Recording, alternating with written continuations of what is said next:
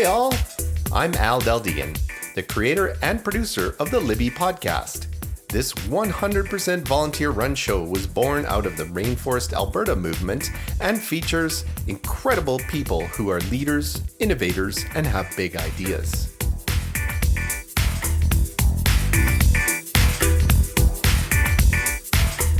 I'm back on the mic for this episode.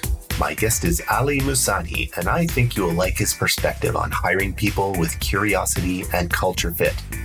Here we go. Hey everybody, welcome to the Leaders, Innovators and Big Ideas podcast. Today, my special guest is Aly Musani. Aly, thanks for joining me today. Thanks for having me. Aly is the CFO and COO at Symend here in Calgary. And I'm really excited to hear some of your stories. You're a very vibrant guy and you have so many interesting things to say. I'm looking forward to hearing it. But before we go there, for the audience, could you maybe talk a little bit about who you are, where you came from, and how you got to where you are today? Because I think that's part of that is really fascinating too. Sure. I've been in Calgary most of my life. So that would have been high school and university, and articled here with a firm and got my CA and my CPA.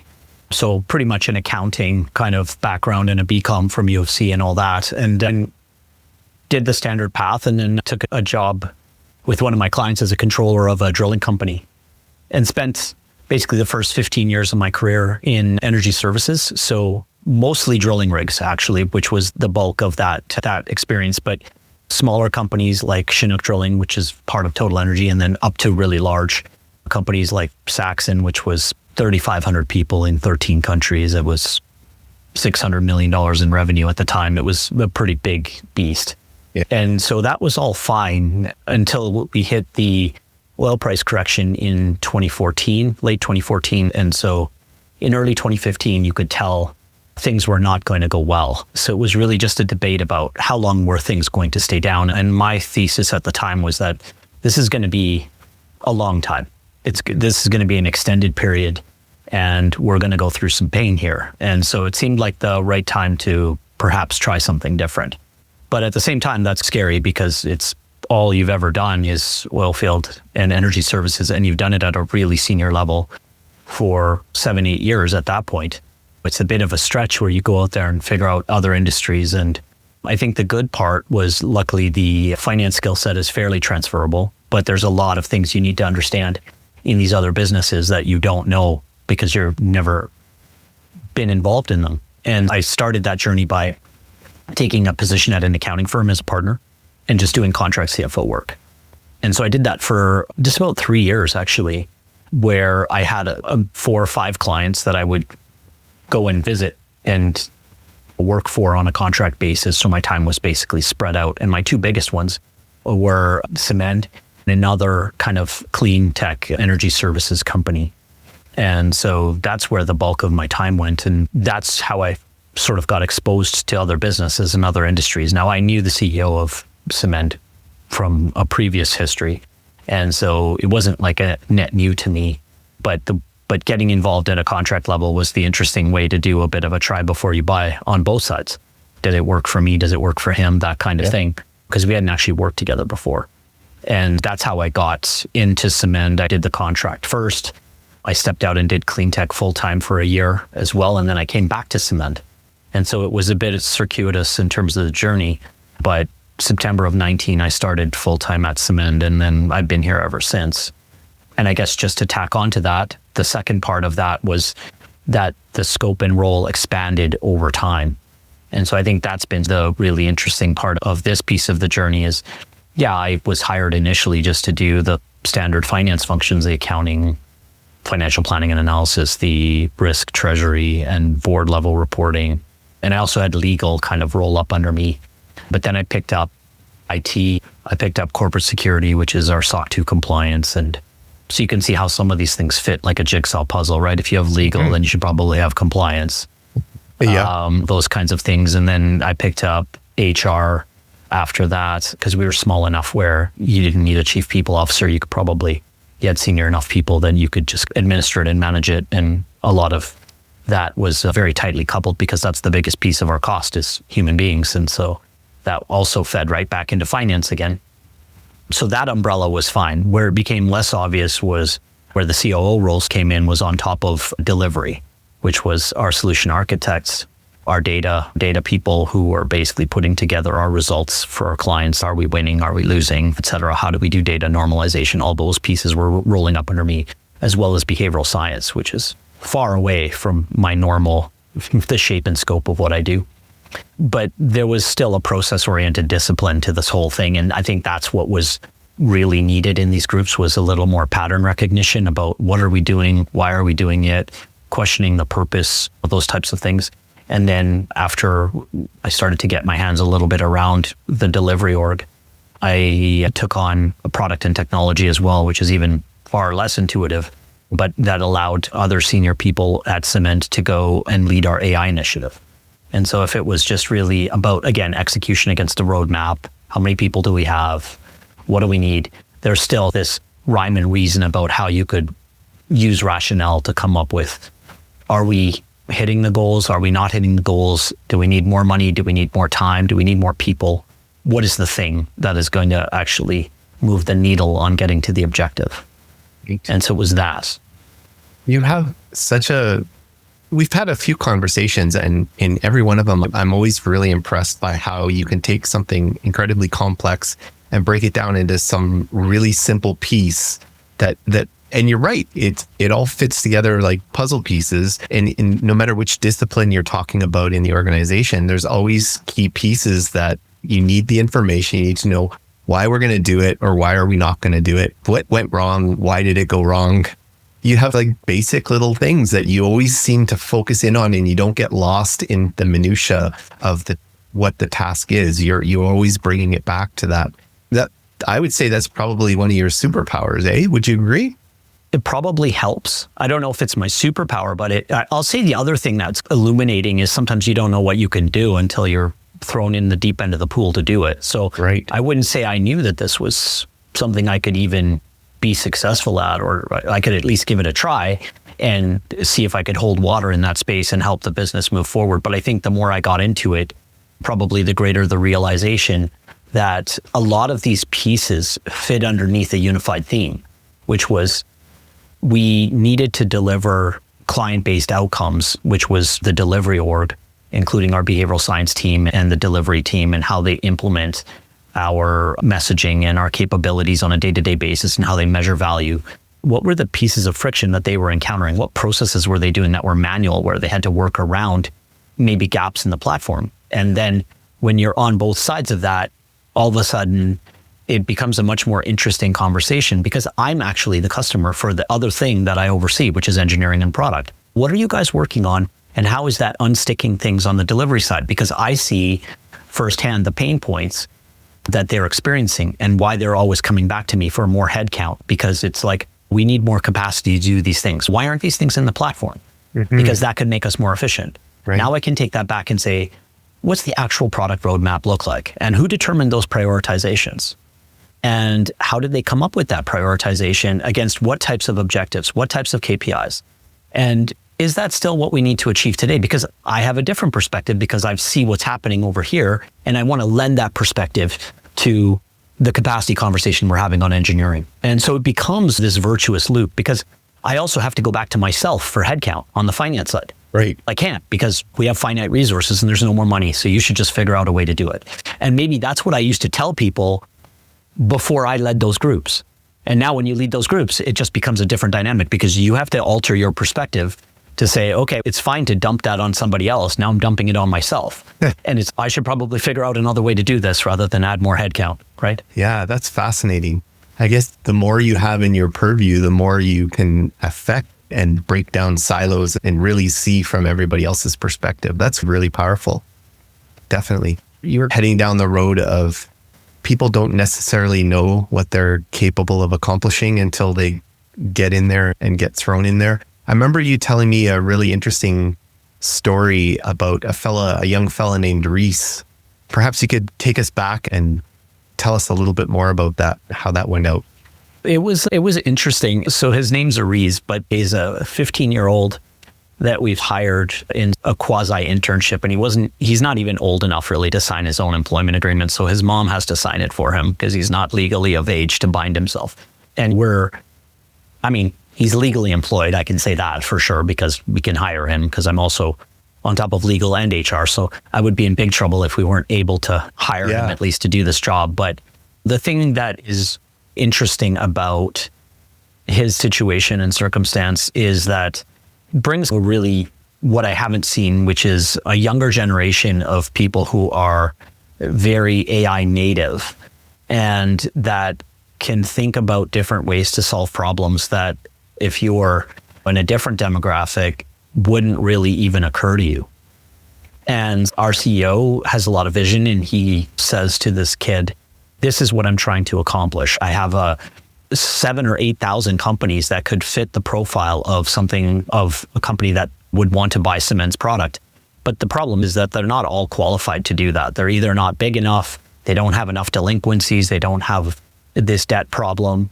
There are all kinds of situations and circumstances that would make them not suitable as a buyer. So how do we break that down into a more targeted group?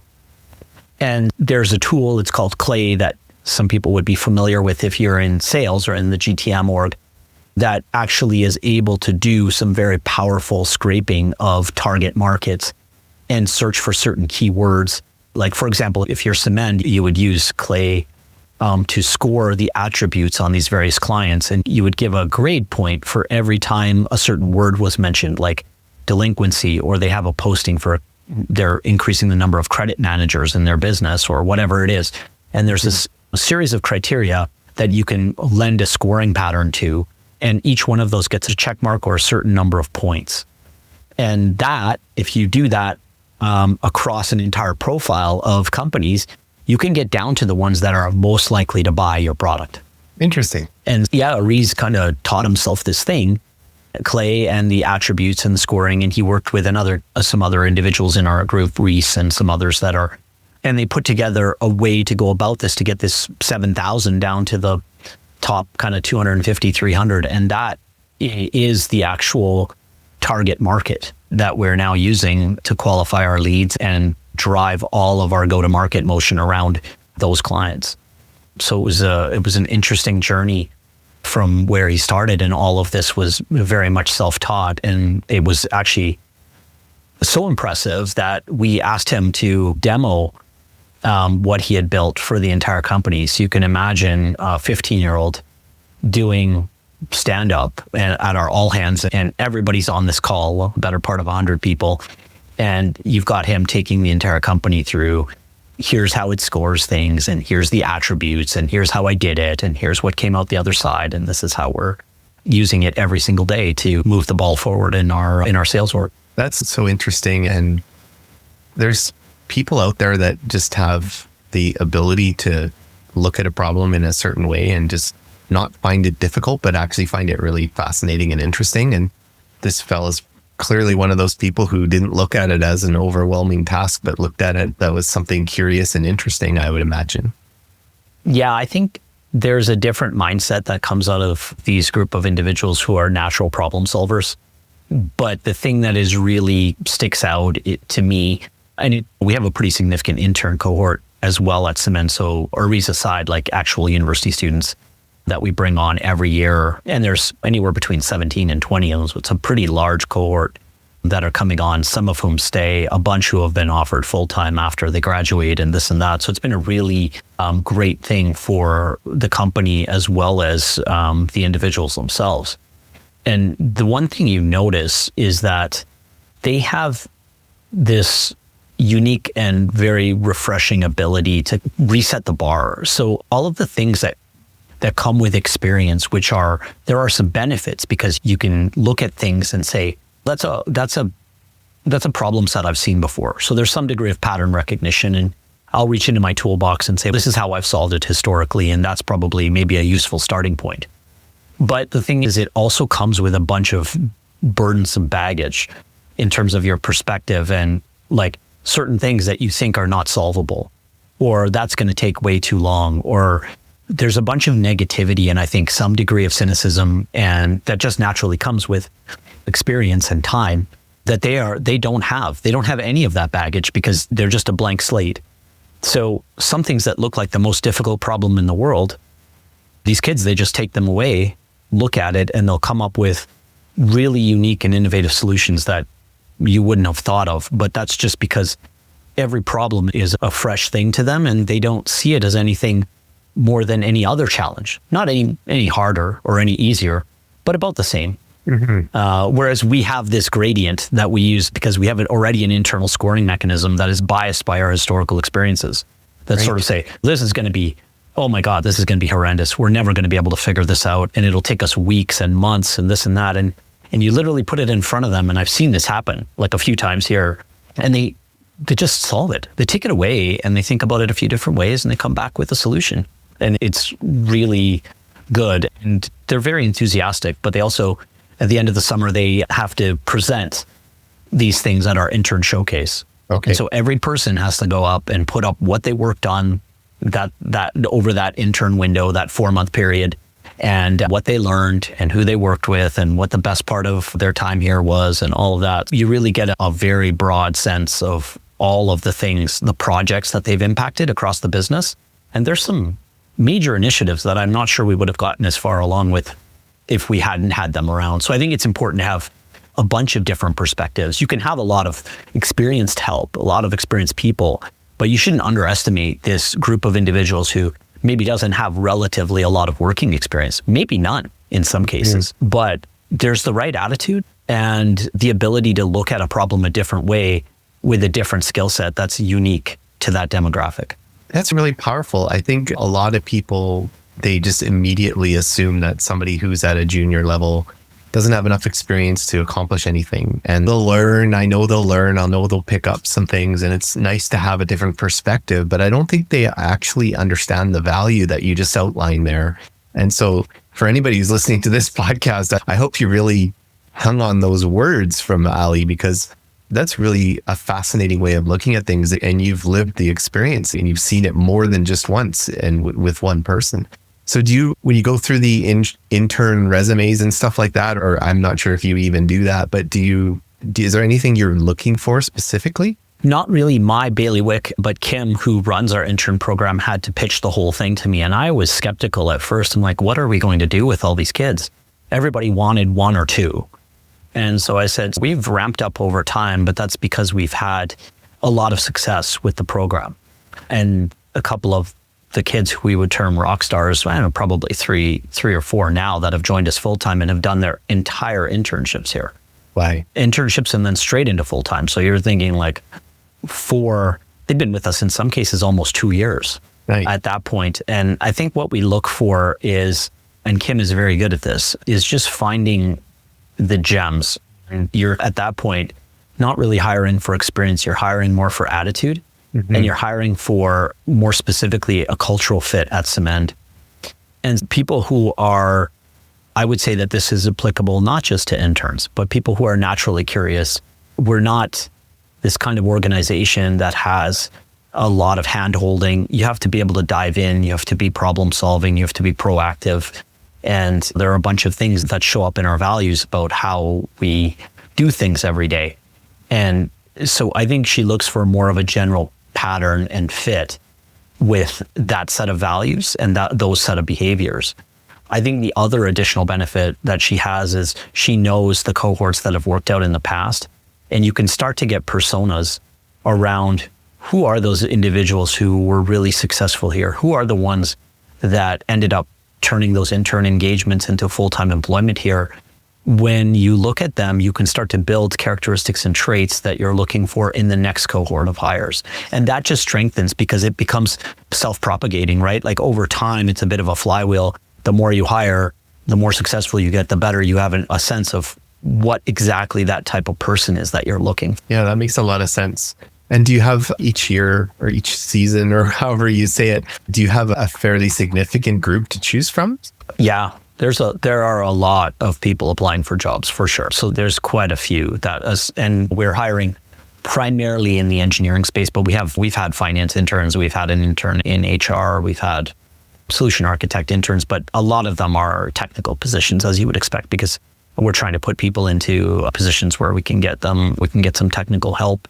And that's where some of the meatier problems are. And not all of the problems are meaty, but I will say that they're getting a good experience, like top to bottom, I'd think, in terms of the things that they get to see and the things they get to do. And I think it's a pretty dynamic environment where you get a lot of exposure.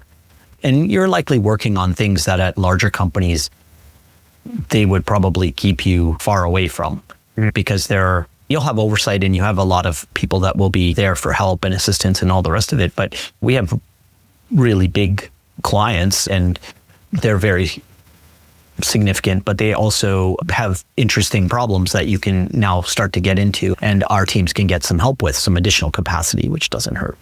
Yeah, that's really cool. So I know in some companies, the internships get coffee and clean the server room and just keep them busy till the program's over. But you're in there and you're looking for people to help and get involved and make stuff happen. Yeah, that's very cool. One thing that we hadn't actually addressed yet is people may not all be familiar with Symend, even though you are a big Calgary success story. Do you want to just give us a little quick update on, or not update, but I guess a bit of an update, but what's Symend?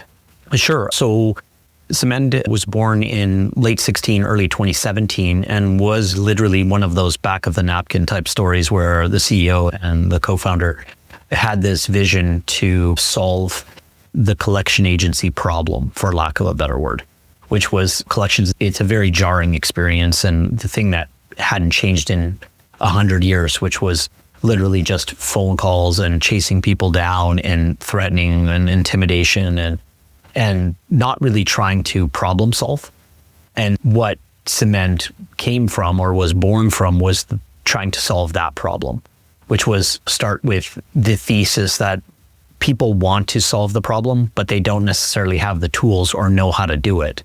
And sometimes that results in negative human behavior like avoidance and things that aren't going to make things better, but people just don't engage. And they think that if I just look the other way, it'll go away by itself, which it doesn't. It just gets worse. Don't stick your head in the sand, that kind of thing.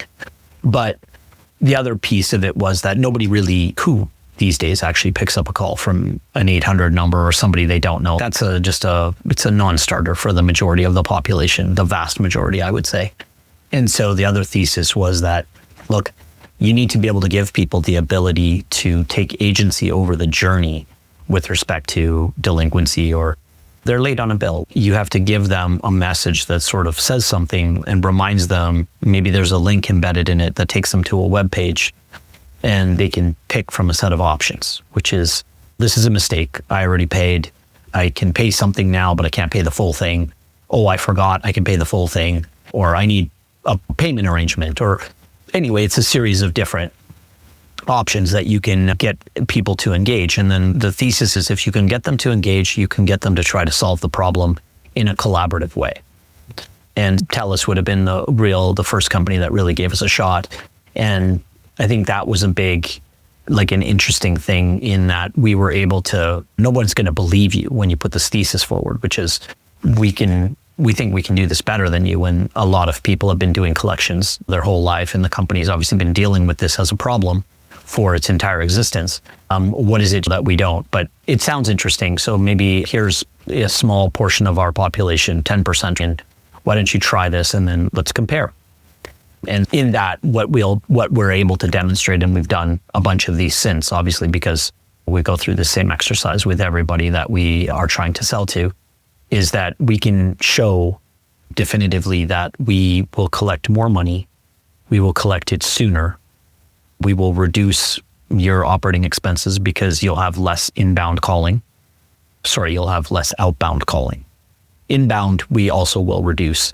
It'll be both, because previously they would just call these people and try and get them on the phone, and nobody's picking up. So you have all of these resources that are just dialing, and they're not getting anybody. And also on inbound, they will now also decrease, because they have a way to deal with this. They can just click some links. It'll take them to their account or what have you, and they can just make a payment or what have you. It didn't require a phone call in where you had to give somebody your card number over the phone and this and that. They'll see that. And then also on lifetime value, because the experience is a lot better than this person who's constantly chasing you for a payment. And then ultimately you do or you do not pay the bill. Somebody pays it or does not pay it, but they're so dissatisfied with how it went down because nobody listened to them. Nobody heard their context around why they might not have paid the bill or short paid it, or they disagreed with part of it, and that they'll just pay it or whatever, and they'll churn. And in Symend's case, we could show that people stayed on the platform significantly longer than in the other instance where you were just using your legacy treatment strategy, because people were happier with the journey and the outcomes and everything else. And so they would just stay with you longer. And that was worth a lot of money. That makes a lot of sense. Thank you for that. Thanks for the detailed explanation of how Symend works. That's very cool. I guess wrapping up, is there anything else that you'd like to mention before we close the show? No, I think that was a good breadth and of material. And I think we went back and forth over a lot of different things. So I appreciate the opportunity. It's always a good conversation with you. Excellent. It was excellent. I learned a lot. And again, it's always a pleasure chatting with you. I think you have a really cool perspective on how business and all the little pieces fit together. So I find that really fascinating. Thanks again, Aly, for being on the show. I really appreciate it. Thank you. Everybody else, thanks for listening. I hope you tune in next week for the next episode of the Leaders, Innovators and Big Ideas podcast. Cheers. I hope you enjoyed the show. Why not become a podcast host yourself? Libby is a community podcast, and we would love to have your voice as a host or a guest. Check out show.libby.ca for more information, show notes, and links for every episode. This episode is brought to you by New Idea Machine, a unique blend of a tech incubator and a software development powerhouse. We're not just building software, we're crafting the next generation of homegrown tech wizards. Got a project in mind or looking to hire fresh talent? Reach out and let's make tech magic happen. Visit newideamachine.com for more info. Music for the show was created by Tony Del Degan.